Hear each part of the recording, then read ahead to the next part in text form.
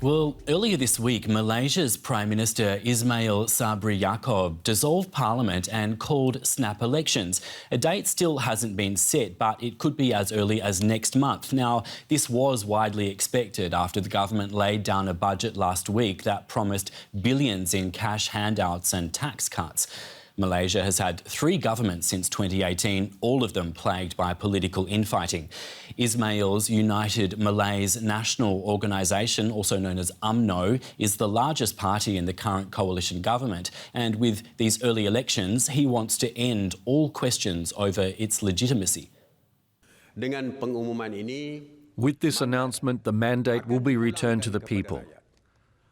The people's mandate is a powerful antidote for the country to manifest political stability and create a strong, stable and respected government after this 15th general election. Well, Malaysia's former leader, 97-year-old Mahathir Mohamad, has also announced that he'll defend his seat in the upcoming elections.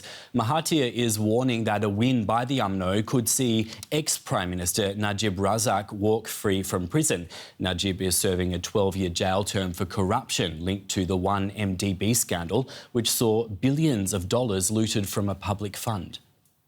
What is important is Najib must be... Najib must be released, pardoned, and the other charges on 1MDB that is going on now against Najib should also be dropped. We can go to Kuala Lumpur now and speak with Leslie Lau, the managing editor at the Malay Mail Online. Leslie, welcome to DW News Asia. Malaysia's next elections weren't actually due until September of next year. So what's going on? Why is the government calling them now? Well, to answer that question, got to go back a little bit in history of politics here. It's a result of the fact that the dominant party, UMNO, which had ruled Malaysia from independence in 1957 until 2018. And in 2018, they lost the elections for the first time. And after that, the Prime Minister then, Najib Razak, was arrested, charged and put on trial with corruption charges. And ever since that, we've had successive governments fall and been formed. We have had weak coalitions. So this current government is just the latest of different coalitions partners, you know. And I think basically the ruling UMNO party feels now that they are back in power, even though they are just one of the partners in the coalition. They feel that they have a good chance of coming back into power stronger. And that's why they pressured the Prime Minister into dissolving Parliament earlier this week. OK, so political manoeuvring, political pressure happening. Now, the former Prime Minister Mahathir Mohamad has announced that he's running too. He's 97 years old. What's driving him to contest this election? Well, he is Mahathir has been the most dominant figure in Malaysian politics ever. Okay, I don't think you'll ever see someone like him again. I mean, he was Prime Minister originally from 1981 until 2003. He retired, came back to politics to lead a coalition in 2018 and they won. Okay.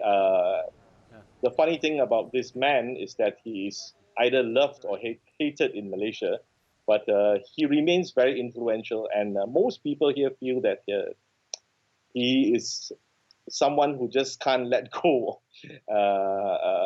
Even at 97, a lot of people here feel that he obviously should have let go a long time ago, but he remains influential. His party is likely to make major inroads, but he is hoping that he can be a kingmaker to form the next government.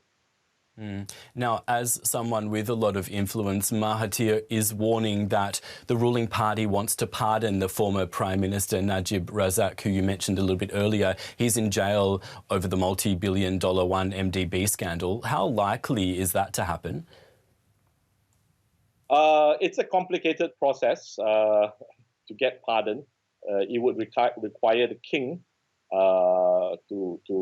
and possibly his fellow rulers here in Malaysia to grant him, to give him pardon. But it's some people who are very cynical and say that UMNO wants to come back to power to make it smoother and easier for Najib to get a pardon. It is an issue, and it will be an issue in this election. The president of the UMNO, the dominant party, is also on trial for corruption. So that is also a factor in this election. Now, you've been outlining, of course, all of this political instability that's plagued Malaysia in recent years. Can these elections put an end to all that, as the Prime Minister is suggesting?